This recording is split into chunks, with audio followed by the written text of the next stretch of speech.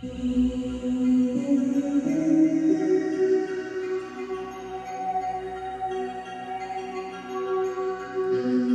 evening, everyone, and welcome to Event Horizon number 70, I think it is. We've now done 70 of these events, starting off in Edinburgh, but now all over the world, beamed into your lounges. And if you've not been before, Event Horizon is a sci-fi cabaret published or broadcast by Shoreline Infinity, which is Scotland's best science fiction magazine. And this is our second time now at Cymera Festival. So we're really happy to be back. But before we kick off, I need to remind you that tonight's event is being recorded. So if you would prefer not to appear, then I recommend that you turn off your webcam. And I also need to mention that it's a good idea to turn your view onto speaker view. This is the best way to kind of view tonight's show. So at the top of your screen, there should be a little button saying view. If you click on that and speaker view, that's the best way to see tonight's show. We're also tonight launching issue 23 of Shoreline Infinity, which is our magazine, our science fiction magazine. It's actually a print issue, as our past few issues have been digital only. This is the big print summer edition with over 150 pages, and I'll tell you a bit more about that later.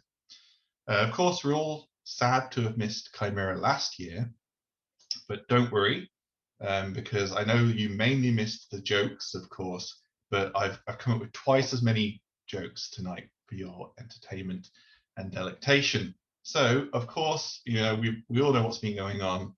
So we're going to start with some pandemic-themed jokes. So, did you see at the start of the pandemic, people in Germany were panic buying sausages and cheese? It really was the worst case scenario. Now, you might think that Germany's response was bad, but did you see what happened to the cheese shops in France? It looked like tornadoes hit them. All that's left is debris. And that's the tone for tonight. Oh, who would want to find the exit button? Awful, awful. Well, it's you know, we start off on that note and everything comes up. So we're really happy to have our musicians back who are under a different name. They used to be called L-Space. They're now called Post-Coal Prom Queen. And they're the evolution of L-Space. Billy Hingham and Gordon Johnston. They refine their unique electronic sound to create beautiful, infectious pop soundscapes and a brand new live show. Combining elements of electropop, trip-hop, and PC music, they refuse to be pinned down to one sound and continue their ambitious sonic exploration at every turn. So here are Post-Coal Prom Queen. Hello, we are Post-Coal Prom Queen, and we are doing this set for Shoreline of Infinity for Cymera Festival. We're going to be playing some songs from our EP and a song that we haven't released yet. This first song is called Tomorrow's Garden. This song is about futuristic farming in a post-scarcity society. So imagine we have enough energy and the farming techniques that we can grow so much food that it's not something you need to buy because there's so much of it. You can just go to a warehouse and you can pick up the food you need, which means that everyone has equal access to food and we're not putting strain on the environment for it. Actually, there's been some interesting progressions in lab-grown meat recently, which means that we might even, in a kind of environmentally good and solar punk future, have meat as well, because it would be grown in the lab. But this song in particular talks about vertical farming and the use of and importance of bees for pollinating our flowers. The song is dedicated to vegetarian sausages.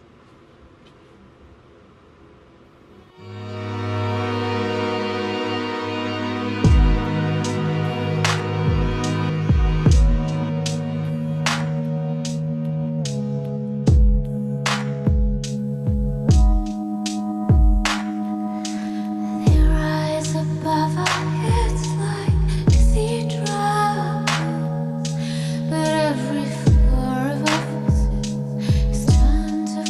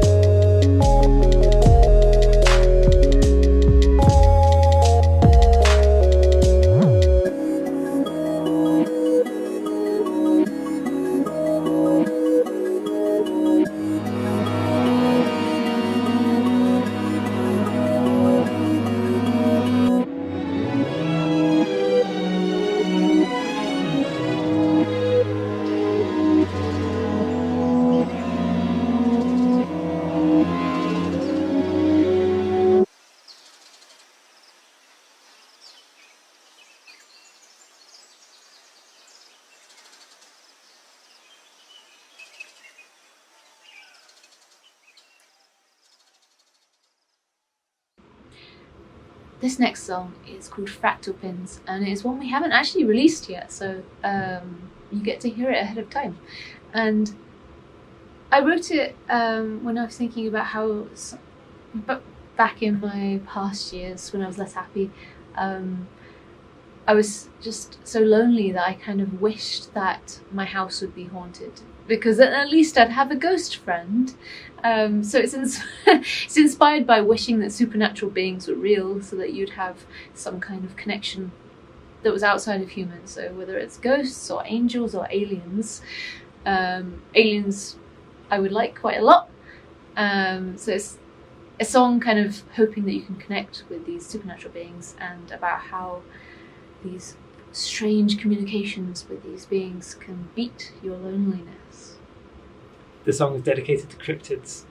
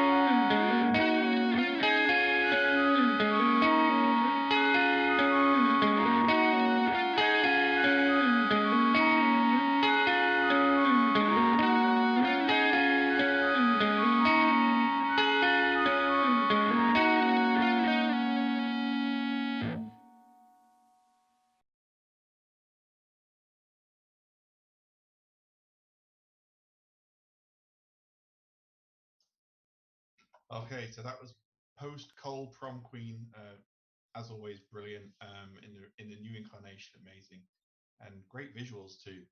But before I introduce our next performer, I'm going to tell you a little bit about Shoreline and Infinity issue number 23, which I've put a link on toward in the chat. Now, issue 23 is actually a bumper summer edition with almost 150 pages of sci-fi stories, poems, non-fiction, and artwork. And as a little taster, it includes stories about missing starship crews, 60 million cans of a hallucinogenic iron brew crossing the universe, ghostly reappearances in a Nevada desert, and much, much more. And I'll tell you a little bit about the other things later. But we've got a couple of jokes, and then I'm going to introduce the next act. So, do you know why they call COVID a novel virus? Well, it's a long story, but no. Really, there are so many coronavirus jokes out there, it's become a real pandemic. My apologies in advance. But now it's my pleasure to introduce the Infinitesimals. The Infinitesimals are a group of writers, actors, and directors who began adapting short sci-fi stories for Shoreline and Infinity into audio dramas back in 2017 and have since performed live at Hidden Door, the Edinburgh Science Festival, Edinburgh International Book Festival, Buxton Fringe, and Cymera Festival thrice now. The most recent series, the Reptilian Flux Saga, is an original series written by the cast, and that cast is Jonathan Whiteside, who is a playwright, actor, and director based in Edinburgh. He specialises in site-specific horror plays and is an artistic director of the Infinitesimals. His most recent project is a folk horror audio drama, Zombies Run, the online fitness app, where he's taken great joy in scaring people into running for their lives. And Jonathan is joined by Debbie Cannon, who's an award-winning actor and writer from Edinburgh.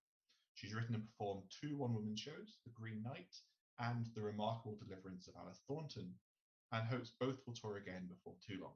Meanwhile, she's busy writing and studying for an OU degree in science, which is really cool. Ben Blow is a playwright, actor, and co-founder of the RFT Theatre Company. Recent productions include Cadaver Synod and Nothing But the Gallows. Lockdown has seen him write 2 films, several Zom plays, and his audio drama Under the Fig Roll Tree. And the last member of the crew is Matthew Jebb, who is an actor, writer, and producer of theatre based in Edinburgh. He's organised several children's events with Ion Theatrics and was a founding member of Eureka Edinburgh. He is currently working to bring a programme of theatre to Edinburgh's parks and preparing to tour his latest science show, Captain Galileo and the Quest for Gold. So what we're going to do now is begin listening to a really special and long-awaited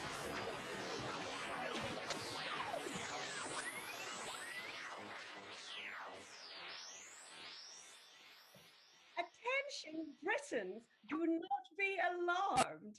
We shall control all you see and hear. Do not adjust your apertures or locking plates. This is a Zom Imperial World Service broadcast, Bringing you news from the Empire and the fiendish lands beyond the Vibro Hedge. and good evening. Zom returns having been forced off the airwaves by the recent Martian invasion. However, the day of victory is here at last. And what a wonderful day it is to be alive and in possession of all of your limbs, wouldn't you say, Felix? My hideous new bionic hand notwithstanding, I must say I'm bound to agree. Mr. Sootlamp will be far too modest to describe the heroics which caused him to lose his hand. Heroics? So dreadful were our casualties. The army was reduced to drafting old men, boys, and worse, mere string-bean coves like dear Felix. And he served his queen most gallantly. Oh, do you really think so? Of course. A self-inflicted wound isn't always the mark of cowardice. Clearly no one should have ever let you near a firearm. Happily, the time for heroes is behind us. The Martian invader defeated even in the instant of their triumph. Felix! Yes, that's right. The Martians proved impervious to our most deadly weapons, but in the end to succumb to the most humblest of God's infectious diseases, tuberculosis. It seems our Martian friends are as susceptible to the disease as any of our nation's many malnourished child laborers. The globe over, Martian ships are plummeting to the ground, their diseased occupants hacking the last and bloody gasps. Good thing that tuberculosis vaccine never got off the ground, eh, Felix? It is, of course, well now known that the proposed tuberculosis vaccine was a ruse, which would have made us all unwitting slaves of noted industrialist Mr. J.D. Rockefeller. Lucky escape there.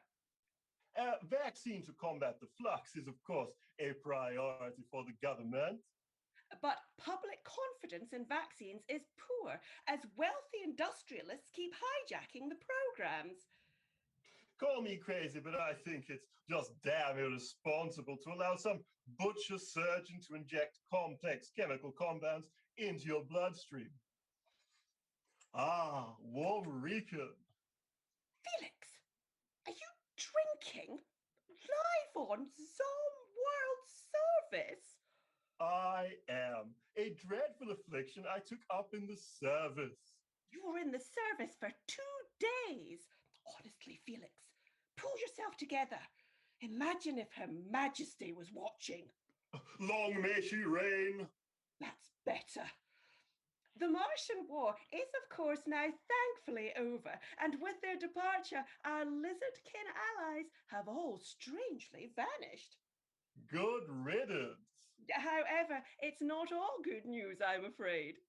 Sadly, no. The disgusting lizardkin may be gone, but their foul diseases remain. Her Majesty's scientists are even now uncovering new and mutated strains of the deadly reptilian flux. Some blame the unsanitary conditions left in the wake of the Martian onslaught, but others point the finger at the government and their confusing and contradictory orders relating to the flux. Quite. The orders issued thus far have been stay at home, get back to work, you idle peasants. Really, stay at home, stay alert, stand aloof, go out, don't go out, stay at home, only stay at home if you're northern, do what we say and not what we do. Until recently, the original message appears to be holding. Some developments cannot be laid at the government's door. No one could have predicted the outcome of the Prime Minister's master stroke, a proposed Christmas truce with the virus. A truce the virus decided not to honor. Most unsporting. If anything, the flux chose that very moment to infect hundreds of thousands as they celebrated over their turkey dinners. This vile act of treachery led to a lockdown which is only just lifting. As before, the lockdown could be circumvented by having close ties with the PM. Commoners wishing to avoid a hefty fine for breaking the lockdown were forced to complain bitterly on the societal mediums. Yes.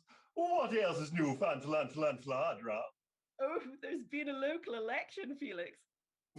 Traditionally little more than a local popularity contest, the dog and pony show has taken on a rather more significance as the nation went to the polls asking the question, how on earth is this gang of utter incompetence maintaining their grip on power? And the results were conclusive. The drinking classes have registered their continuing support for the government despite the chaotic handling of the flux and a series of bungled gaffes and outright scandals too damaging to the nation for us to report. And as the crimes of the PM remain off limits, we look now to a serious crime spree in the heart of London. For weeks now, the societal mediums, Mugtome and Splitter, have been alive with tales of a mysterious dark figure haunting the streets of London. We go to our slum correspondent, Lancelot Wicklow, in the streets of Whitechapel right now for a special report on that sinister figure we've come to know as Spring-Heeled Jack the Ripper. The streets of Whitechapel have never been very safe. Urban degradation drips from every broken cornice, and the denizens are more beast than man. This is Terminal Z, last stop on your journey through the flaying machinery of the Industrial Revolution. And as if these lives weren't plagued by enough want and neglect, they've suddenly become haunted. By what? They don't know, but they've lent it a name to salve their fears, and they call it Spring-Heeled Jack the Ripper.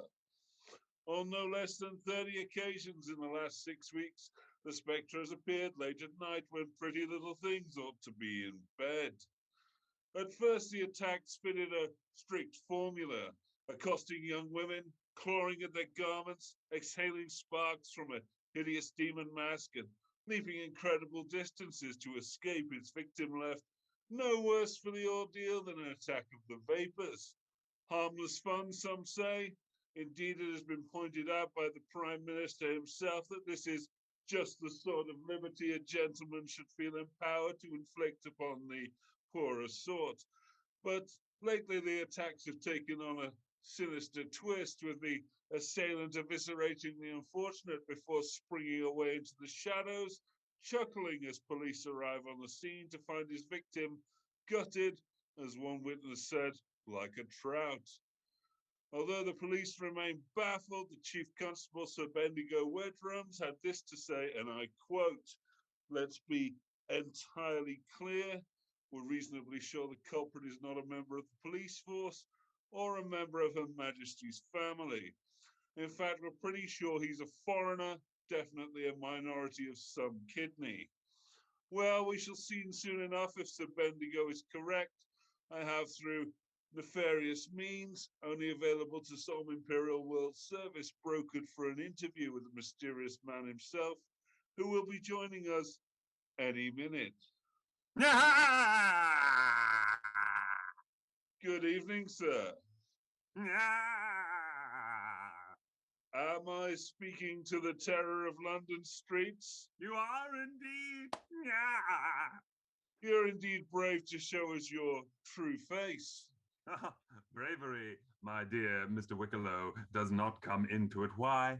What is my face? But a fog, within a mist, within a Do you believe I could not pass for a stoker or stevedore by the docks, a banker in the city, a major by the barracks, a beggar or butcher? Who can say? You think I show you my true face, but I no more show my face than you show me yours, Mr. Wicklow. I see inside your heart. You feel yourself a fraud, do you not? Well, I believe you are quite mad, sir. Mad, they call me. Why? Because I have fashioned a steam-powered suit that permits me to leap great distances. I believe it's the murdering women that concerns people more. And why do you keep saying that? Oh, it's my catchphrase. Yeah. No, sir. Yeah! Really bring that Y up right under your cheek. Make the I bulge, twitch a little, and never forget the leer. Let them know that you're a proper rotter, a bounder through and through. Now, Mr. Wicklow, my time is extremely valuable. Would you care to tell me exactly, precisely what it is you people would care to know? Well, that is quite the question. I suppose I'd have to ask, why? Well, we got there in the end. Why? Well, sir, when a man has achieved all he may in this world within the petty bounds of what lesser men would call the law, he is inclined to consider the power is the only true measure of a man. Power, sir? Eviscerating defenseless women? Some might say you've set your bar a little low. For your sake, I shall ignore that ill-considered remark. I shall admit it started as a solitaire's jest, a folly to exercise my boredom. But yes, now for the thrill, sir, the thrill of the chase, the thrill of the kill, the returning to my lair, knowing that once again I have triumphed over the hubris of men, merely marginal in comparison. Yeah! As expected, not particularly edifying, and that's about all we have time for. What? That's it? You don't want to hear more from the sublime Prince of Terror? I have poetry prepared. Yeah! I'm sorry, it's just a brief segment to distract from the Prime Minister's many indiscretions. Oh, that jackanaping giggle mug. How does he compare to the terror of Whitechapel? Well, his bungling has led to over 120,000 deaths, sir. Oh, no, well, you have a point there. Please seek professional help, Mr. Ripper. Oh, yes, madness. the panacea of fools. Madness explains all. Hopefully the police will trace you when you receive your flux vaccine. A vaccine. Yes, I meant to say, dear viewers, do not take the flux vaccine. It shall make you nothing more than the heartless pawn of Andrew Carnegie. And that really is all we have time for. This is Lancelot Wicklow, Zom World Service from Whitechapel. Back to you, Felix. Ghastly, ghastly business. Let's hope this ne'er-do-well is brought to Her Majesty's justice soon. This has been Zom Imperial Service, news from the Empire and beyond. I'm Felix Sootlamp. I'm Fauntlealdra Smilington Smythe. God save the Queen! I say, what an entirely beguiling charmster. What? The spring-heeled Jack the Ripper is just the kind of penny dreadful bounder I've been looking for. You can't be serious. Oh, yes, he's a little rough around the edges. Rough around the edges? The man's a dangerous sex criminal. Oh, Felix, you're not going to start on all that nice fellows can't get a nice girl nonsense, are you? I suppose if I started wearing opera dress and murdering prostitutes, I'd suddenly become the most eligible bachelor in town. Oh, of course not. Just be creepy if it was you. Unbelievable. And what, I wonder, will your fiancé say about all this? Oh, poor Johnny. Dead in Her Majesty's opium wars. Oh, I'm so sorry. Chopped to pieces by dervishes, I'm afraid. Dervishes in China? Probably. Who cares? It means I'm free to become Mrs. Spring-heeled Jack the Ripper and finally get out of this humiliating job. Oh, well, I'd always hoped that if Johnny died in the service, then I would. Oh, you ridiculous little boy. Still broadcasting? Well, why didn't you say so? Damn it, man! Live for the whole empire to see. I'll have your job for this. Well, we seem to be having some technical difficulties. We hope to continue with our regular schedule of programs very shortly. Stand by.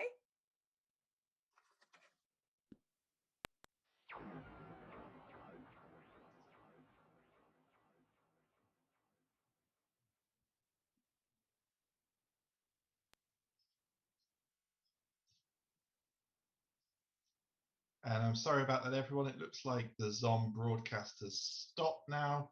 There are constant interruption. Now, the reptilian flips actually reminded me of a robot who's been struggling with lockdown lately. And do you know, why did the lonely robot need to go to therapy? Because he kept everything bottled up inside. But don't worry, he eventually fell in love with a beautiful, passive two-terminal electrical component used to reduce current flow. He just couldn't resist her. Now, that joke was quite sophisticated. So basically, a resistor is a passive two-terminal electrical component used to reduce current flow. But also, it's kind of like a pun of resist her. But there you are. Anyway, I'm sure some of you got that one. But we'll move on to our next reader. Michael F. Russell is a journalist with the West Highland Free Press on the Isle of Skye. His dystopian novel Lie of the Land was shortlisted for a Saltire Award, and his short fiction will soon appear in Shoreline and Infinity for the third time. Today he'll be reading a story specially written for the Cymera Festival. So please welcome Michael. Thank you, Russell. Thanks very much for that. Thanks for inviting me to read at tonight's event. It's great to see the magazine go from strength to strength.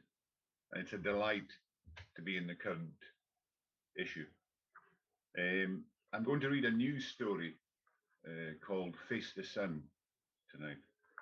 It's about surviving an industrial accident in space, which is something I think that if the privatization of space continues to develop, may happen on a semi-regular basis. That's a bit depressing. So let's hope it's That's not the case. But the story is about healing after a trauma, and it's also in praise of wee places, really, such as the beautiful Isle of Skye where I live, and how they can play a part in the healing process. So this is Face the Sun. It's late and a single car crunches along the deserted street. Headlights glitter on the icy tarmac, showing the pinks and yellows of the painted houses on either side, their high-pitched roofs free of snow. It's probably Magnus, driving back from a photo shoot. The promised spectacular aurora has failed to materialize, so he's heading home. He posts the pictures online, even manages to sell a few. The sun hasn't delivered for Magnus. The forecast of a strong geomagnetic storm was wrong, and I can see the flare of a transport shuttle on its way up to the inner stations. Flights seem to be running as normal. There's not a breath of wind or scrap of cloud in the night sky, just stars and a thin moon. I'm standing outside the cabin on the hill, barefoot, in t-shirt and shorts. It's 12 below zero. I stand there, shivering. I stand there until my lungs hurt with each chattering intake of breath. A little longer, and I know my legs will start to buckle and my arms will go into spasm. Ice will skewer me through the temples. Every part of me that isn't shivering will be numb with the cold. But tonight, I go back inside before that can happen. I kneel in front of the iron stove, but not too close. By slow degrees, I come back from the brink and into the infernal heat. Along with the nightmares, this has been my daily penance. The cold that cleans all the shit away. Tomorrow, or is it later today, I will go to the church. After its month-long absence, the sun is above the horizon. I adjust my wrap-around mirrored shades, put on my gloves, and turn away from the slanting rays. People are smiling. Lately, I've been smiling back. But today, I avoid the townsfolk as best I can. It's a short walk down from the cabin to the church. I know the door is not locked. It's a Tuesday afternoon, and there should be no one inside. I don't believe, but I want to sit here today, and I want to light a candle. I know that sort of thing is done in this place. The big wooden door, outer door, opens easily enough. I stamp snow from my boots and go inside. Across a narrow carpeted lobby is a plain, varnished double door. It squeaks as I open the right-hand half. In the silence, it's an unforgiving noise. Thankfully, there's no one inside. Dark wood pews flank the aisle, a plain cross on a plain altar, a vaulted wooden ceiling. To one side is where the candles are, terraced rows of holders, none lit today. Melted wax and ash from the tapers gather on the sills. I take a candle from the box and light it. After staring at the flame for a while, I lick finger and thumb and pinch it out. No heat, no light allowed. A loud and cheerful hello comes from behind me. And how is life in old Birgit's cabin? I spin round to gape at Pastor Johannes, my mouth opening and closing with barely a sensible sound coming out. Sorry to disturb you. It's Mark, isn't it? You've been here for 5 months. I nod. Pastor Johannes is obviously a very observant man, and I wonder if he has seen me standing outside at night. His thick grey sweater and black trousers fill the doorway. A big man, early 50s, a mane of salt and pepper hair, eyebrows still thick and dark, a day's stubble. Wiping his hands in a rag, he smiles easily and sits down on the nearest pew. His English is excellent. You helped fix the transmitter. He crosses his legs and finds a comfortable angle, one elbow casually over the back of the seat. That was very kind of you. It's nice to meet you, at last. Yeah, I say, almost inaudibly, my eyes straying over the ranks of candle holders. The silence brews. So, says the pastor, you were lighting a candle. Johannes waits. I sit down next to him, a few feet away. My lips are dry, parched. Thirst brings a stab of memory. Would you like some water? Before I can answer, he's up and opening a low wooden cupboard. Rows of identical bottles are lined up inside. He hands me one and sits back down. For a big man, he moves quickly, without fuss. I twist the bottle cap and drink. A year ago, today. The pastor grunts. Nodding his head, he looks at the floor, then at me, his elbow still over the back of the pew. The nodding slows as his understanding deepens. Yes, is all he says. So I tell him.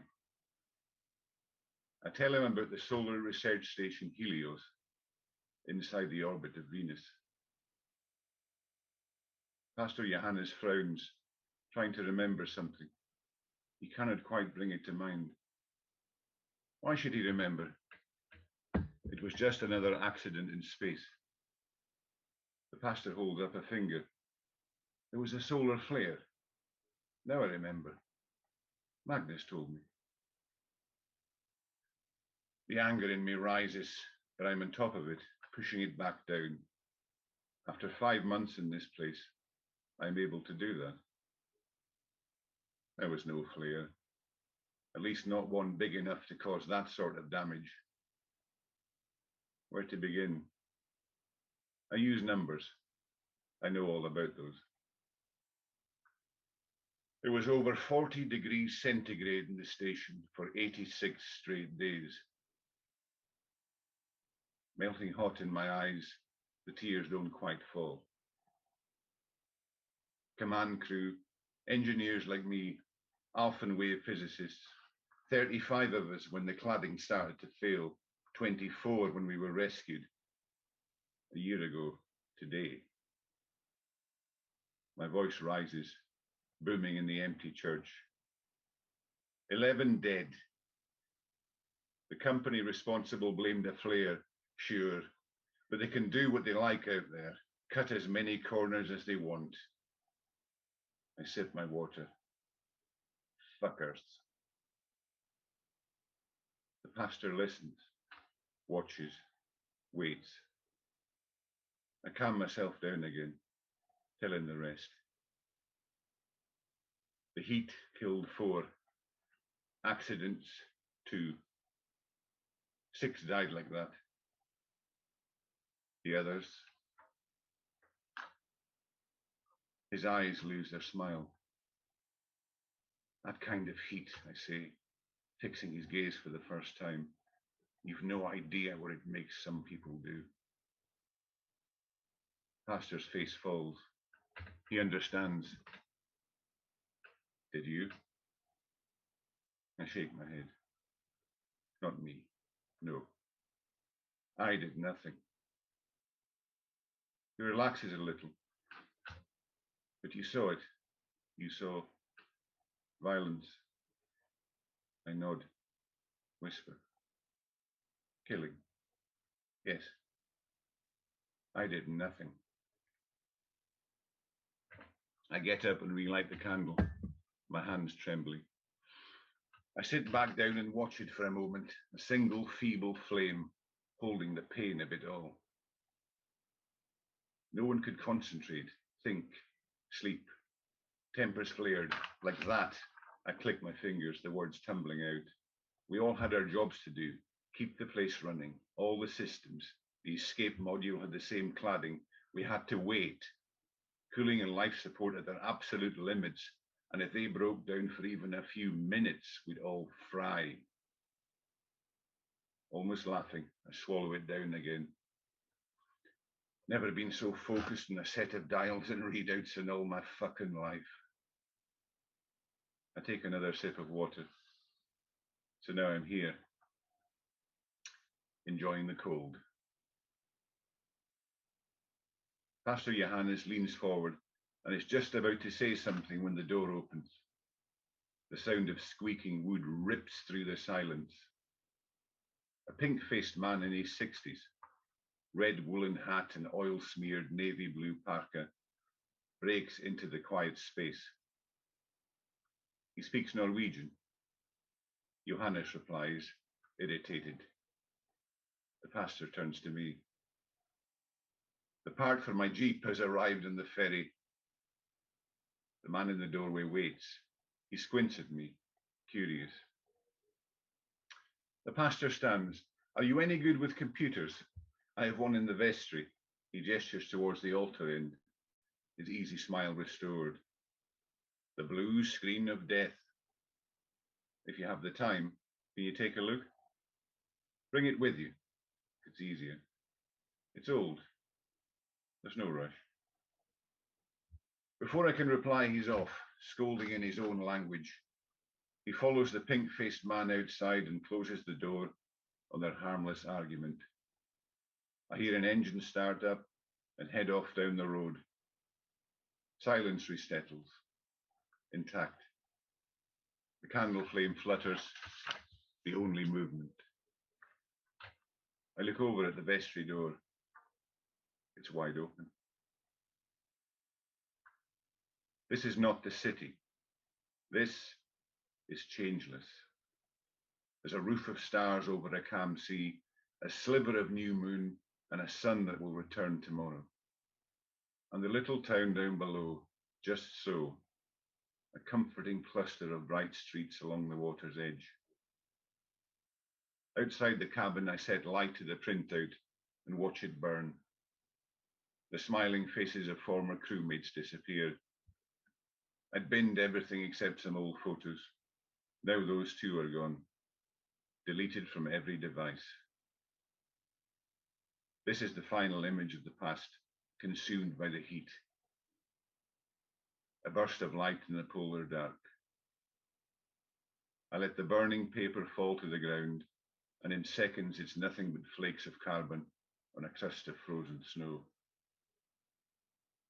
I zip up my jacket and rub my hands together. For the first time, I don't need the cold inside me. Not tonight. Not at all. I go back inside. A meal given by a neighbour is warming on the iron stove. An old computer sits on the kitchen table, waiting to be restored to life. Thank you. Thank you, Michael. Another brilliant story, and I think everyone can see now why we keep publishing Michael 3 times in Shoreline Infinity now. So do check out the latest issue and his new story. And that's great that you wrote that just for this festival too. But next, we've got some poetry coming. So I've got a poetry-themed viral joke. What is a mutating virus's favorite epic poem? Metamorphoses by Ovid. Not the Iliad.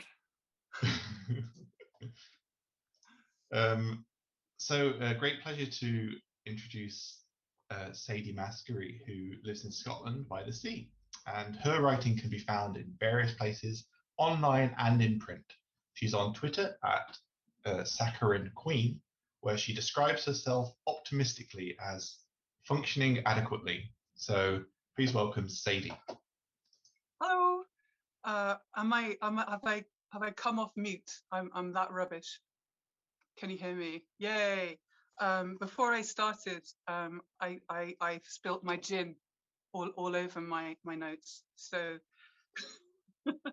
so I'm doing this sober. This is not good. Russell accepted 2 poems for Shoreline of Infinity. Thank you, Russell. Hull Breach, which was my favorite of the 2, has a lot of formatting and spacing and patterns and things, which apparently Noel really hates. I discovered at the Edinburgh Literary Salon presentation last week. So I'm going to read out the other one, which is quite personal.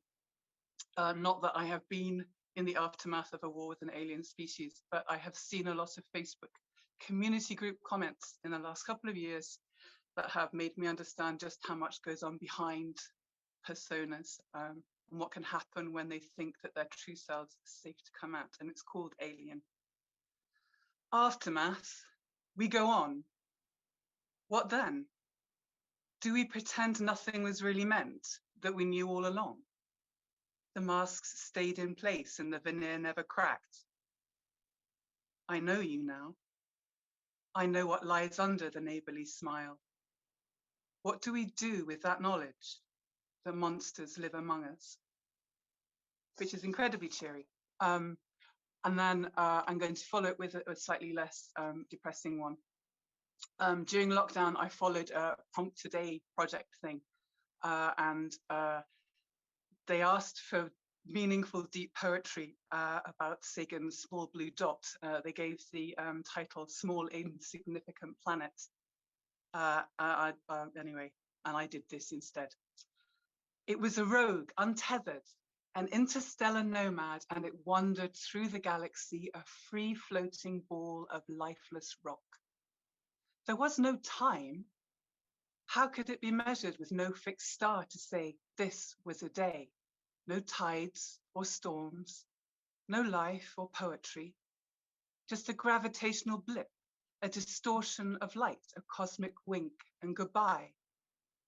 But for Chantal, on her astrological chart, it was the tipping point between Pisces, dreamy, and Pisces, psycho killer. Not that I believe in astrology. The awareness that humanity will be extinct at some point, but life will continue is something that kind of comforts me, in fact. And this is a poem that was published by Hexagon. Am I allowed to mention other publications? If I don't mention a publication, it's because it's not been published. So if you want it, you can have it, Russell. But this one was in Hexagon, and it's called Always Finds a Way. It flowers once at a planet's death, blooms like bruises on the sand. Contamination sounds so negative. The world's carcass is suffused with filaments of molecular mystery. Shame the scientists to dust. No witness ever to its elegance. Life, based on what? And why? A lichen older than the universe waits inexorably for that tipping point. A satellite consumed by its dying star, the heat of hell to spark reincarnation. Spores blast across galaxies, drift on time's tide to settle on a new formed earth and bide. So I quite like it. I read a lot of vintage sci-fi. If anyone was to ask me who present day sci-fi writers are, I probably couldn't tell you, but I spend a lot of time on Gutenberg.org, which has a lot of free sci-fi short stories from the 1930s onwards. And what I like about it is you can see how the literature evolves. So you don't nowadays get so many ladies swooning and being rescued from evil tentacles. But there are still stereotypes in modern stories. So what I've written here to say here is females don't have to be sassy or feisty or even troubled. It is possible for them just to do their damn job. And if that makes for boring writing, then you need to look at your writing. It's what I try to do in my own writing. So this poem was written for an International Women's Day. And it was sparked by a question in a Women in STEM group on Twitter, who they actually asked, what is the collective noun for a group of female astronauts? And this is what we get.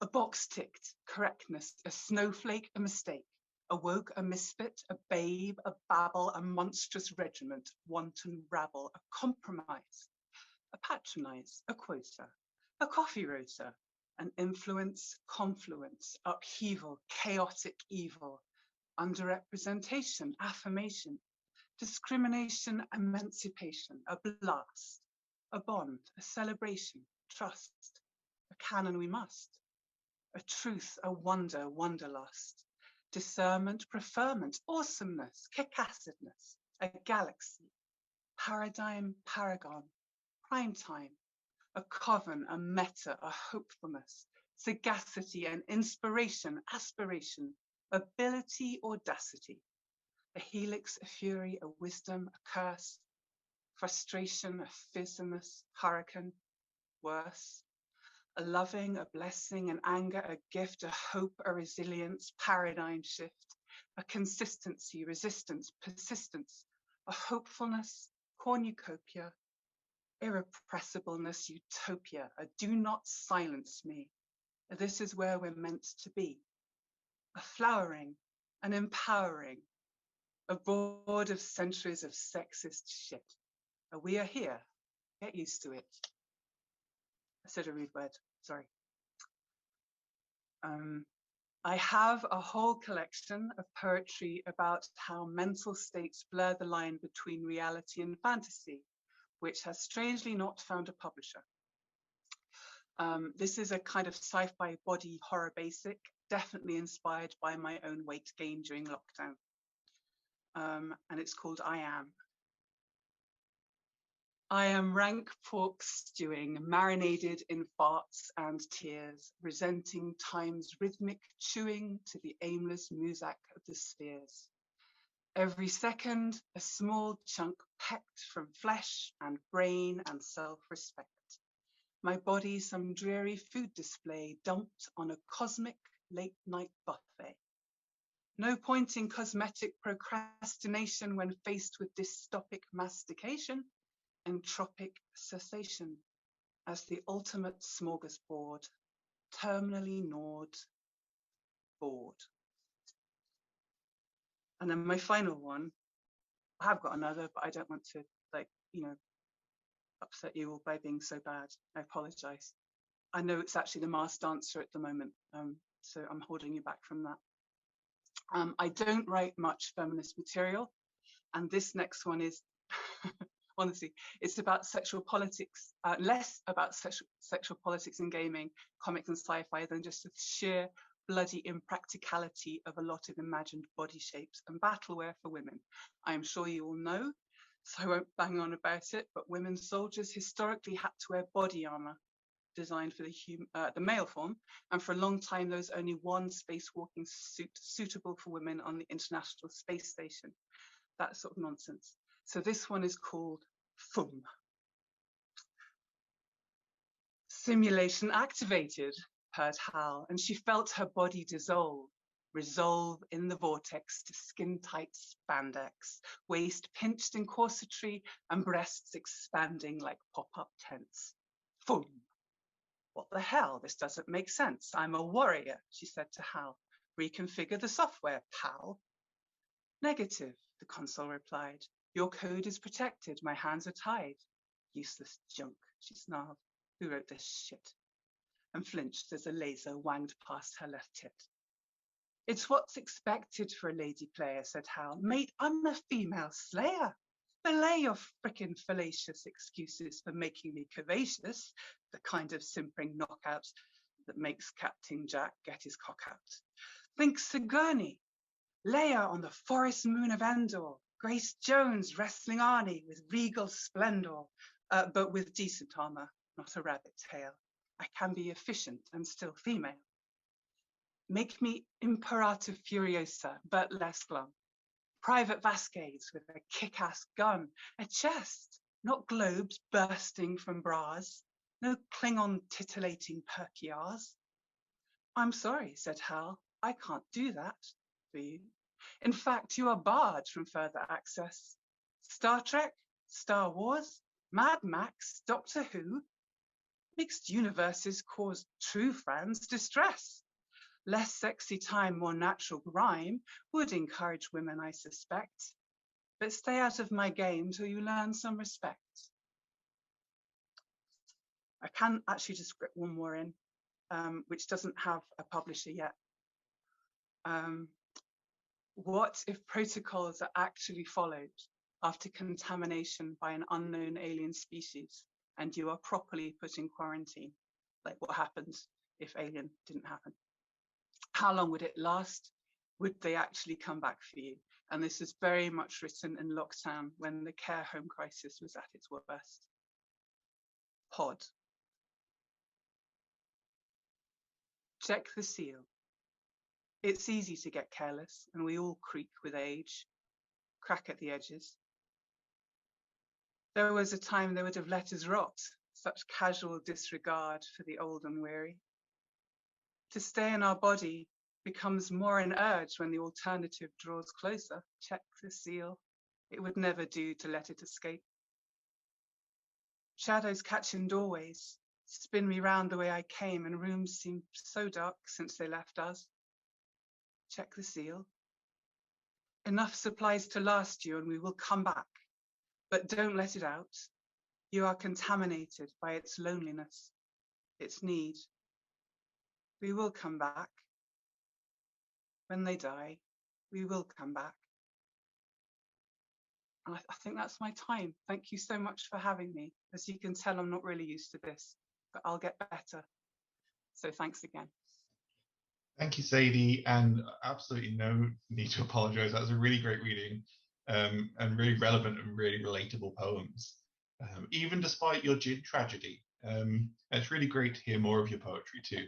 So if you enjoyed Sadie's poems, then they also appear in issue 23 of Shoreline Infinity, with other poets, including some sonnets about the blue redshift and changing identity, and some others about the madness of whales and human beings as cattle, which brings me on to my next joke. Why did the cow want to go into space?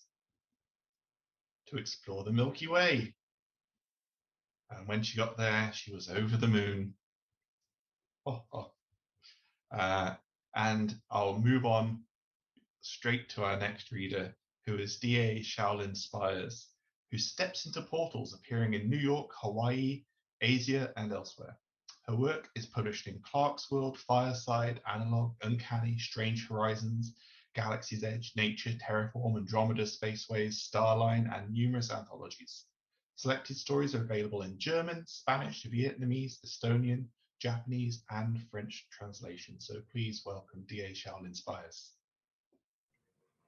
Hi, thank you so much for the wonderful introduction, and thanks for inviting me here.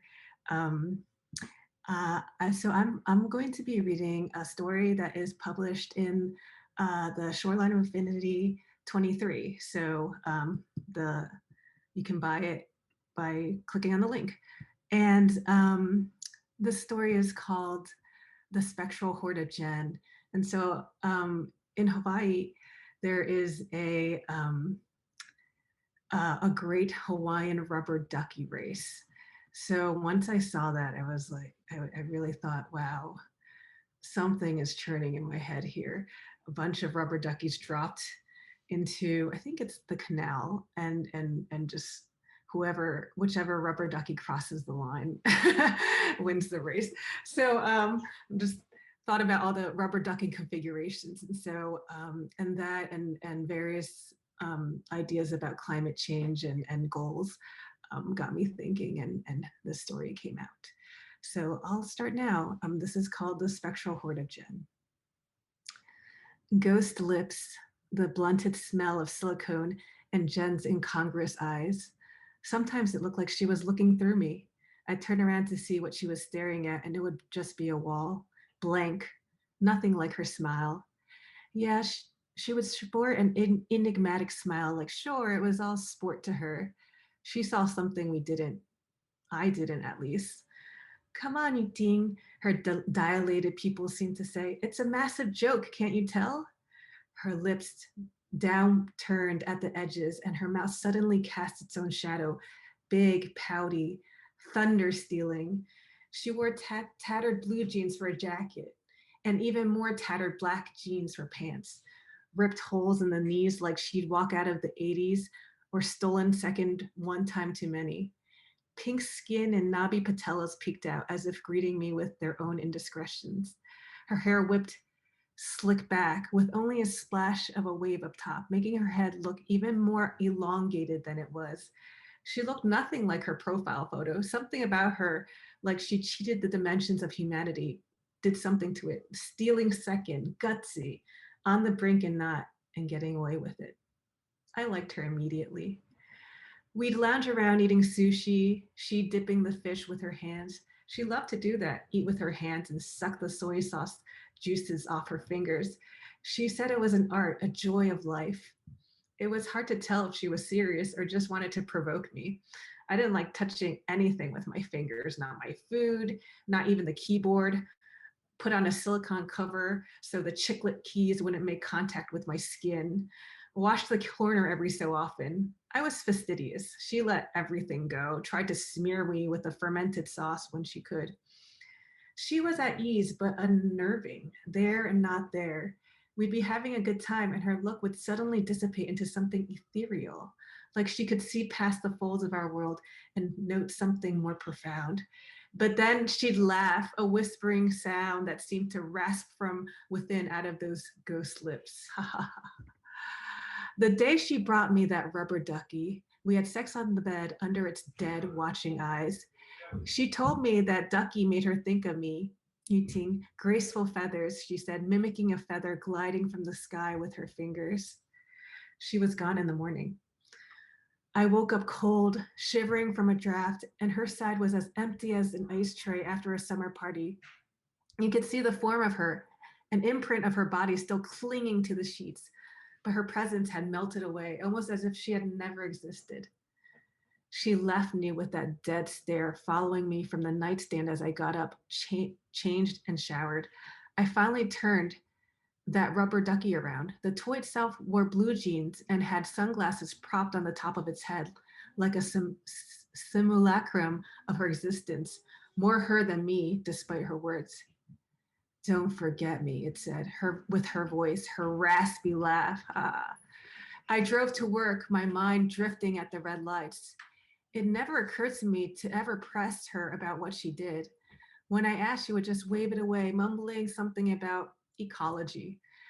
Work was mundane as usual, coffee, briefings. Then I was on my own, surveying draining systems, mostly sitting in front of computer models, but once in a while I'd take a stroll, check out the various storm drains, seeing what debris got caught and the rate of dispersing water.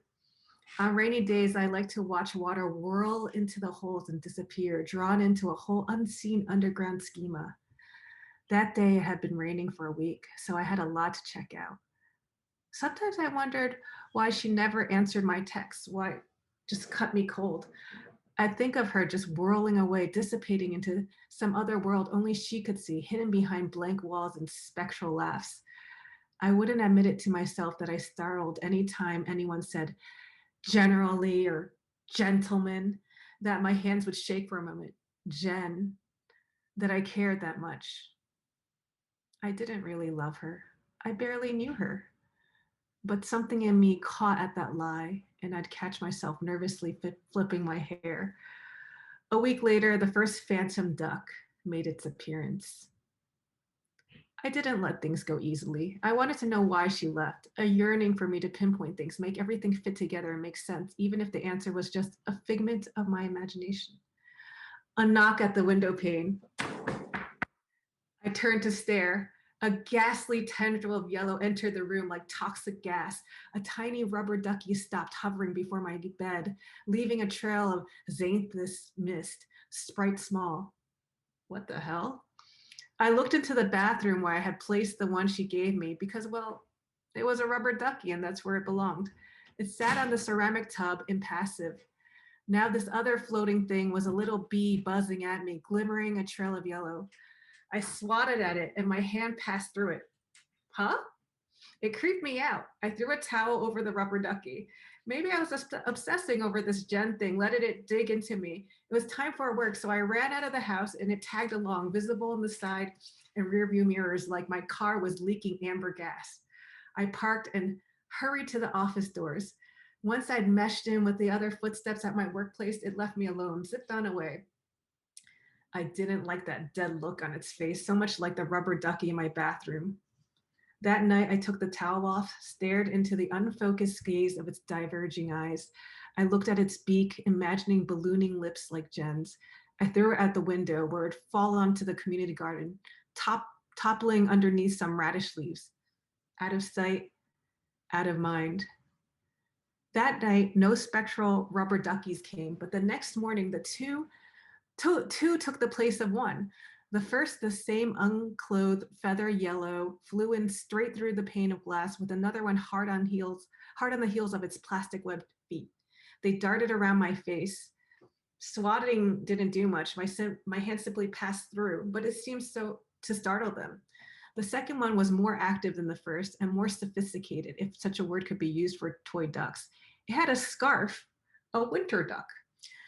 Wrong season, I said, using both hands to parry. This time, when the ducky passed close, I felt a tingle on my nose where it hovered. I knew it was just in my head, some delusion, my overthinking the Jen talking on some chimerical form, but it still disturbed me. Those two faces, that tingling, that curve of its body into the tail that drew to a wisp, so playful, so menacing. The rain soaked through me, but the ducks looked divine with their shine, coated in droplets. If they weren't so freaking threatening in their nonchalant demeanor as they charged at me, maybe I could have stopped to admire the way that they glinted beneath the clouds, lighting up the rain-streaked road in a way that the occluded sun failed to do. I jumped in the car and they stayed back, still tailing me like a road rage driver. I swerved, took a shortcut, drove like a maniac, and they still stayed on me. Only when I stepped into the office building did I get some reprieve. Okay, there you go. The next day, I expected 3, but no, they were multiplying, calling in the troops. A dozen or so passed right through the walls as I was showering, each one much bigger in size than the last 2. Naked, wet, set it up, I stood there kicking and swatting, my skin tingling as they pushed towards me. They weren't exactly hurting me, but it wasn't pleasant either, being bombarded in a place where you were most vulnerable. I pulled off the shower head and aimed the stream at them, the bare naked yellow one of the first day with the dead eyes, the striped scarf fool of the second day, Wildo, quote unquote, and now a whole troop of misfits. The stream didn't do much to them, passed right through them and hit the curtain with a noisy smack, but they did seem a bit deterred. I guess if they were afraid of water, what kind of rubber ducky would they be? But they didn't seem to like the fast movement. My mind analyzed it all and I thought, wait a minute. If they're a figment of my imagination, shouldn't I be making the rules? Couldn't I dictate whether they were afraid of water or not? Okay, so I willed myself to believe that they were truly terror-stricken by H2O. Turned on the faucet higher and sprayed. Nothing, just got my bathroom wet. They still darted, hovering around me. I let the parade raid me as I loofah'd. It was really becoming a troop, the one with the eye patch, one with the bandana, one with the goggles. No jean jacket as far as I could see, no sunglasses, nothing that looked like the rubber ducky Jen got me, now decaying somewhere in the garden downstairs. Though being that strange plastic that they were, it'll probably last lifetimes. These sprightly villains, they hovered around darting, playing, and being a terrible nuisance. I didn't like the look of the first one with the dead eyes. He always looked the most menacing. The rest seemed more and more vivacious with personalities to match. I didn't want to think anymore, not about Jen, not about them. I rinsed, rubbed myself dry, and threw on some clothes. Didn't bother blow drying my hair, raced out of the door and into my car. At least they kept their distance. I dreaded what the next day might bring. Thank you. So if you like this, you can read the rest of it in Shoreline of Infinity, issue 23. Thanks. Thank you, DA. And that was actually one of our favorite recent submissions. So we're really happy that to have you in issue 23. And also issue 23, as you mentioned, includes a flash fiction competition. So if you're a writer and you'd like to enter, then the challenge is to write a sci-fi ghost story this time. And the issue also includes a story translated from Japanese, a story about a dying dog that will probably make you cry as well. But before you cry, there's a few jokes, although they might make you cry too. I'd like to tell you an ozone layer joke. It's pretty 90s, and they're wearing a bit thin. That one probably went over your heads too, but to be fair, it had a pretty big hole in it. But I'm going to stop now before we get overheated. But talking of climate change, I have a dating tip for you. If you ever meet someone you fancy, just talk to them about global warming. It's a great icebreaker. And now, before our last performer, reader, we have a video poem called Last Year in Marineville.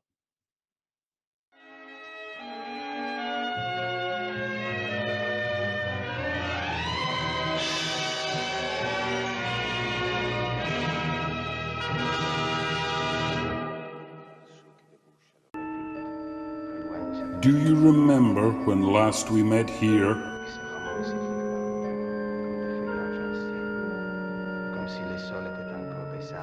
Stand by for action! Commander Shore said. Anything can happen in the next year.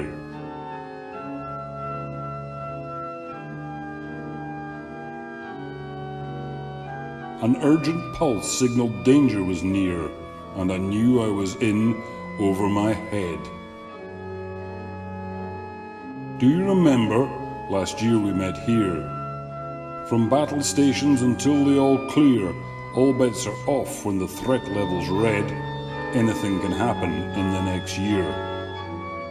Submarine perils are not what I fear.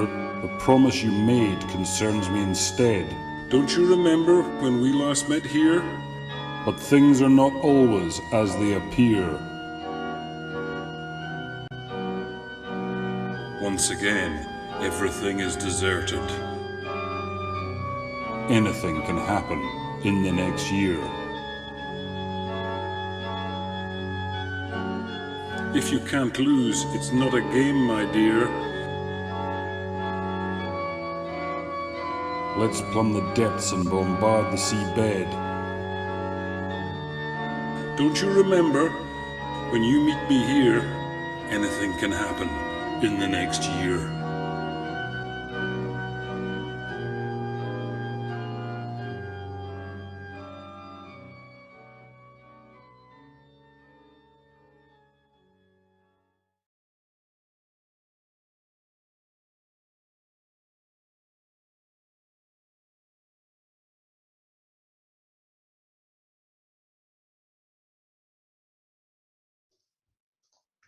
And that leads us nicely onto our final reader tonight, who is Andrew J. Wilson. Andrew's short stories, non-fiction and poems have appeared all over the world, sometimes in the most unlikely places. With Neil Williamson, he co-edited Nova Scotia, New Scottish Speculative Fiction, which was nominated for a World Fantasy Award. Andrew was also put forward to the 2020 Dwarf Stars Award. He's a good friend of Shoreline, so please welcome back Andrew J. Wilson. Thanks, Russell. Much appreciated. Well, I'm going to read a couple of things. Noel suggested that I should read an extract from The Stilt Men of the Lunar Swamps, which was originally published in Shoreline issue 4, I think, and was reprinted in The Chosen from the First Age. So here's a little sample of that. I should say before I start that the narrator is a woman called Ursula Underhill, and I'm not going to attempt to impersonate a woman, so just bear with me with my accent. I had arrived in England determined to make my mark as a social and political commentator. However, I rapidly found that all I could place were trivial sketches of the idle and the vain. These were times when men were men, and quite frankly, my dear, women were appalled. You're too young to have heard of Montgomery Montgolfier Monk, big game hunter, self-styled adventurer and would-be lady killer. His monogram was MMM, and he insisted that it should be pronounced mmm. The oaf thought it charming to whisper in the shell-like ears of debutantes that he was just a big sweetie, hard on the outside but soft within. Soft in the head was more like it, and I found his syrupy sayings more sickly than sweet. He was the kind of man who put the ass in passion. Still, Monty Monk must have decided that I was a challenge to be scaled like one of his mountains, or bagged like some poor beast of the jungle. He fed me titbits from my columns and introduced me to the eccentric orbit of a gang of socialites who were, Lord help me, even ghastlier and more ridiculous than him. I tolerated his persistence, and he eventually introduced me to his godfather, Professor Festus MacGuffin. It must have been late in the autumn of 1932 when Monty drove me down to the professor's estate in Berkshire.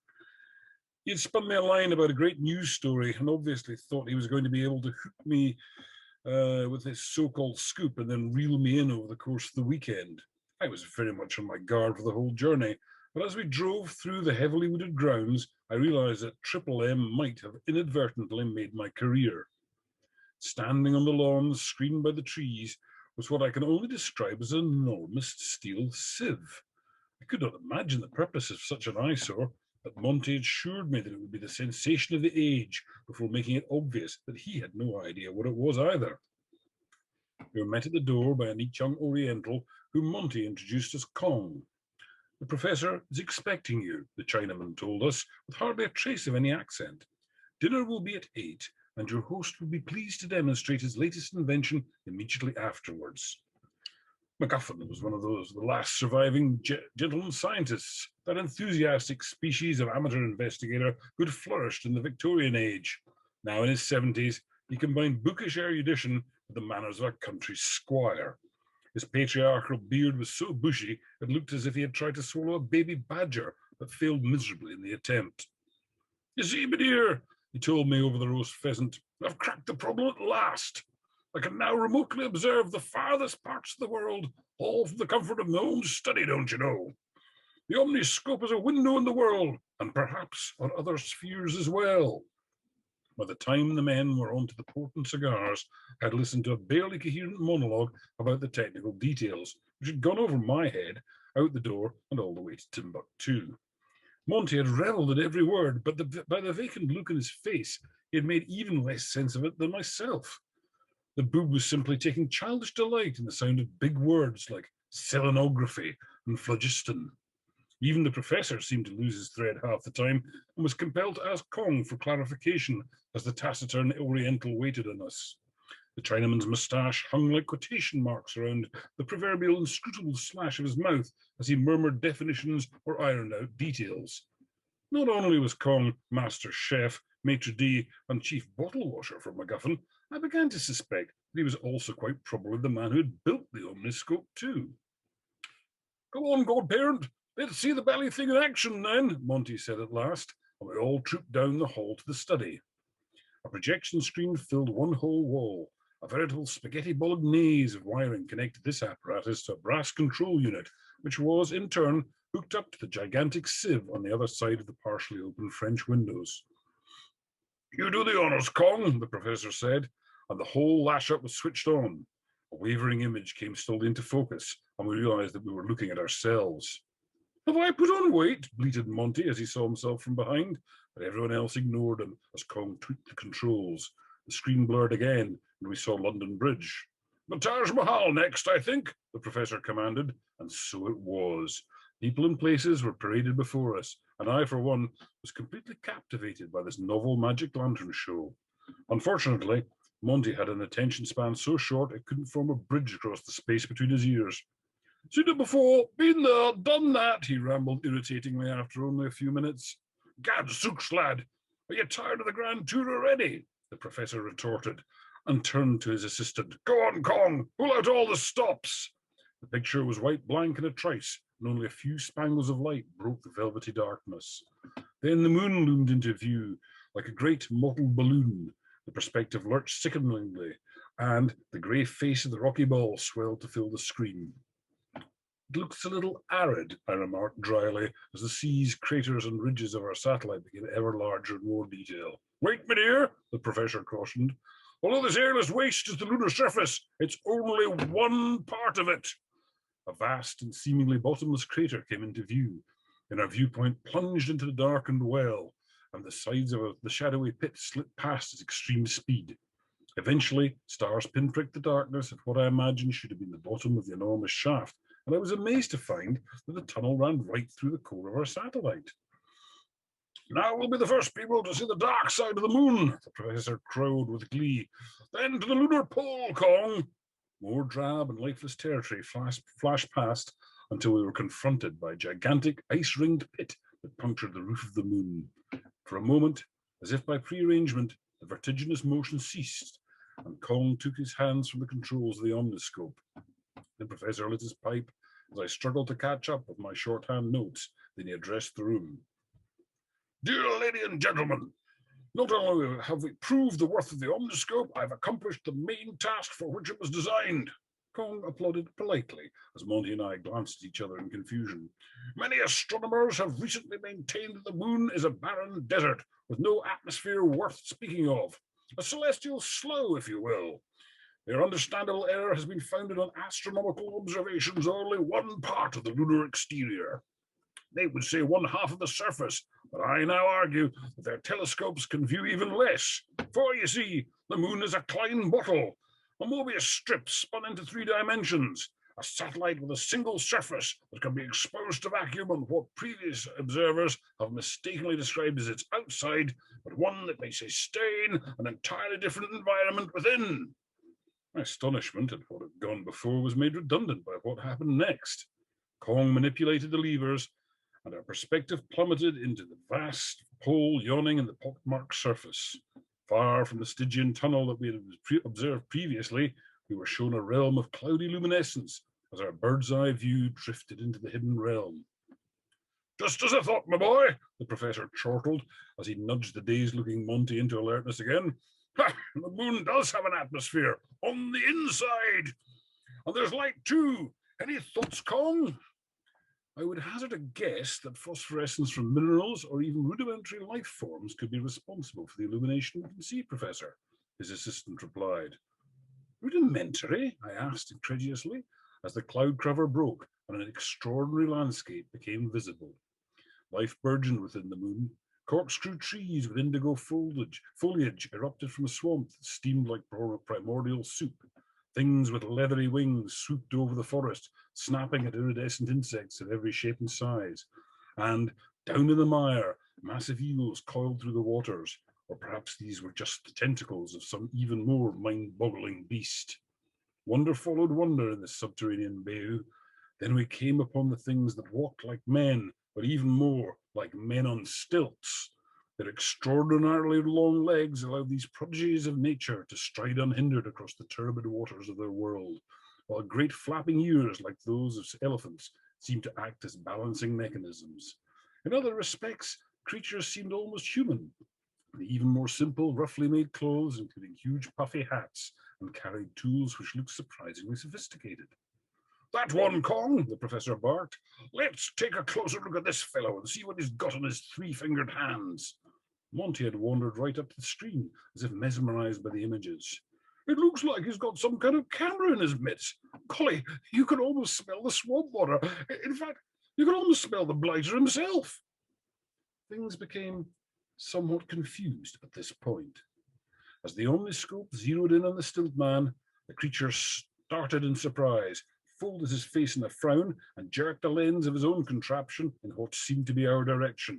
There was a bang as several of the valves in the console exploded. Then, accompanied by an audible pop, the stilt man reached through the screen and grabbed a flabbergasted Monty Monk by the ears. It was a moment's work for the man in the moon to haul the man about town through the window made by the omniscope and into the strange new world on the other side.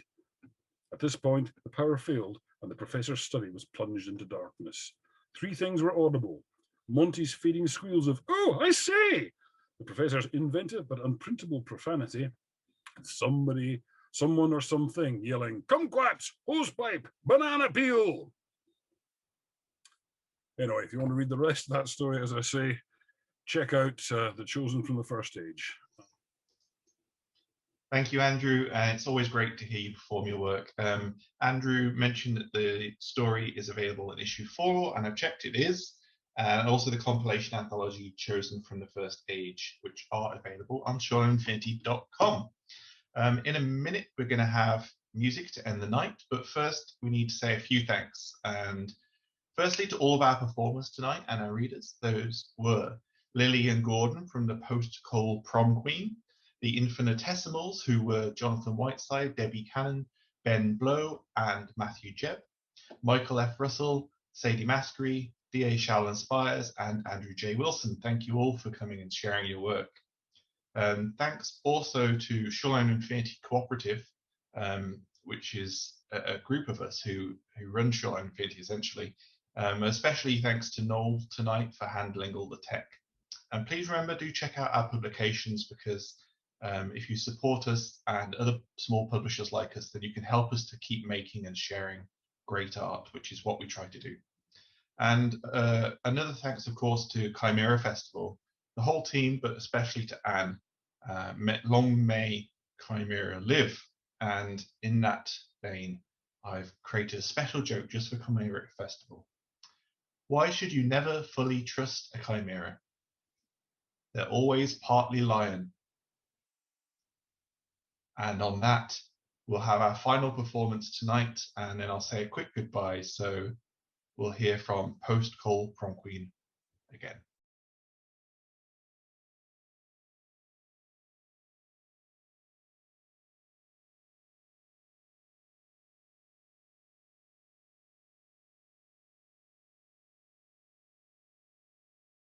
We're Post-Cole Prom Queen, and this next song we're going to play is called Salt.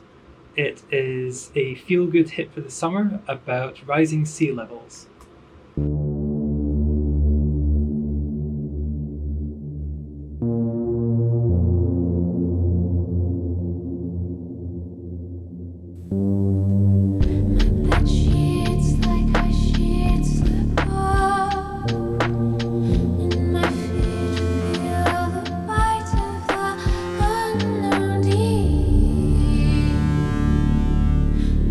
All the years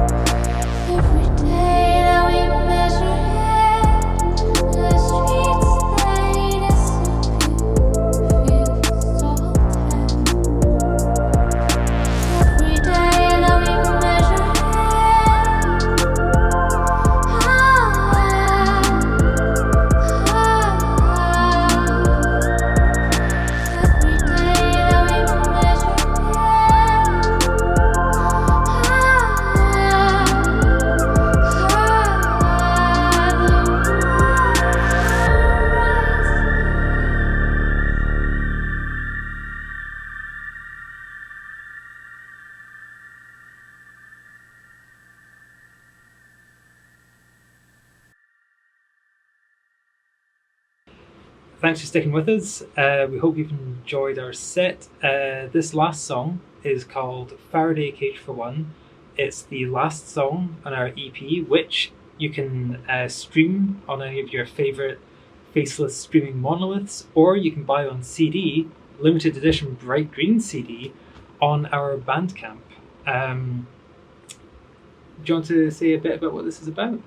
Yeah, sure. So this song is about wanting to be able to book yourself a little space to be protected from all of the incessant modern communications. So whether it's just that you are receiving too many messages, even from people that you want to communicate with, but it's just a bit overwhelming, or if it's about not receiving disinformation from all sorts of other sources that mean you can't work out what is the truth. I would like the idea that you can, and I imagine it would happen in the future, you can book yourself like a hotel room, but it's a Faraday cage, and you can go into this room, you can be disconnected from all telecommunications, you're protected from all outside information, and means you don't need to be overwhelmed by those things anymore. So this song is inspired by the idea of being able to just book a little space to be disconnected from all the overwhelming, good or bad, communications that you have all the time. Thanks for listening to us. We are Post Cold Prom Queen. You can find us on Twitter, Facebook, Instagram, all the usual places, just by searching for Post Cold Prom Queen. Thanks for having us, and thanks to Shoreline of Infinity for inviting us to be here.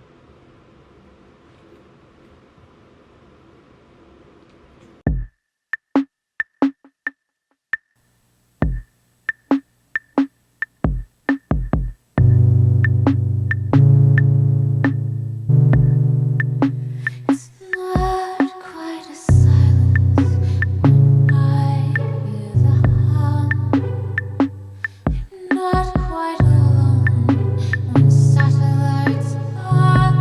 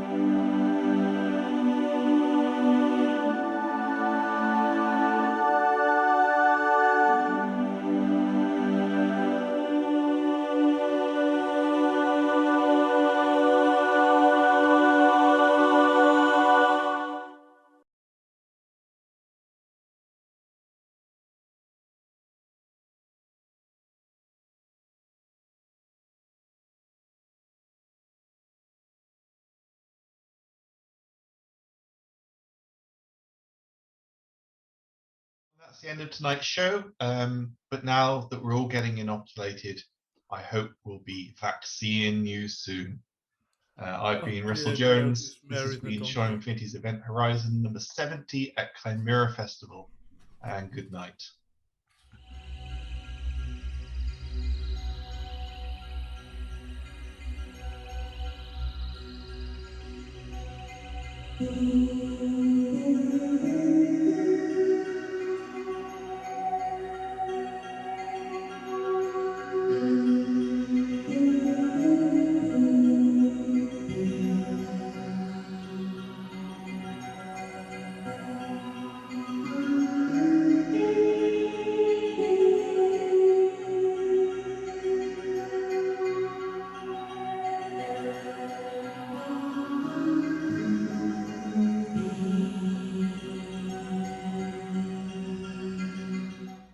Bye. Bye-bye. Goodbye. Bye.